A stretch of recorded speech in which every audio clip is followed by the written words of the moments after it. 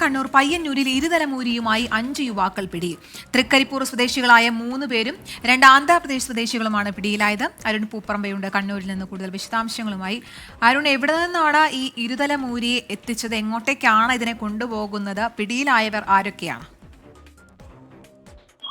കീർത്തന, ആന്ധ്രയിൽ നിന്ന് കേരളത്തിൽ എത്തിച്ച് ഇരുതലമൂരിയെ വിൽപ്പന നടത്താനായിരുന്നു ഈ 5 അംഗ സംഘത്തിന്റെ ശ്രമം. അതിനിടെ തളിപ്പറമ്പ് ഫോറസ്റ്റ് റേഞ്ച് ഓഫീസർക്ക് ലഭിച്ച രഹസ്യ വിവരത്തിന്റെ അടിസ്ഥാനത്തിലാണ് വനം വകുപ്പ് ഉദ്യോഗസ്ഥർ നടത്തിയ പരിശോധനയിൽ പയ്യന്നൂർ പുതിയ ബസ് സ്റ്റാൻഡിന് സമീപത്ത് വെച്ചാണ് ഈ 5 യുവാക്കൾ പിടിയിലായത്. ഇതിൽ 3 പേർ തൃക്കരിപ്പൂർ സ്വദേശികളാണ്. അവരുടെ പേരിങ്ങനെയാണ്: ബിഗേഷ്, മനോജ്, പ്രദീപൻ എന്നീ 3 തൃക്കരിപ്പൂർ സ്വദേശികളും ആന്ധ്രാപ്രദേശ് സ്വദേശികളായിട്ടുള്ള നവീൻ, ചന്ദ്രശേഖർ എന്നീ 5 പേരെയാണ് വനം വകുപ്പ് ഉദ്യോഗസ്ഥർ പയ്യന്നൂർ പുതിയ ബസ് സ്റ്റാൻഡ് പരിസരത്ത് വെച്ച് പിടികൂടിയത്. നമുക്കറിയാം, ഇരുതലമൂരിയെ കൈവശം വെക്കുകയോ വിൽപ്പന നടത്തുകയോ ചെയ്യുന്നത് കുറ്റകരമാണ്.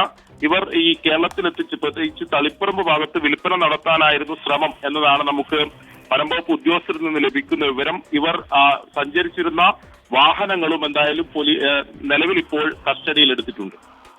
ശരി, അരുൺ പൂപ്പറമ്പയാണ് വാർത്തയുടെ വിശദാംശങ്ങൾ നൽകിയത്.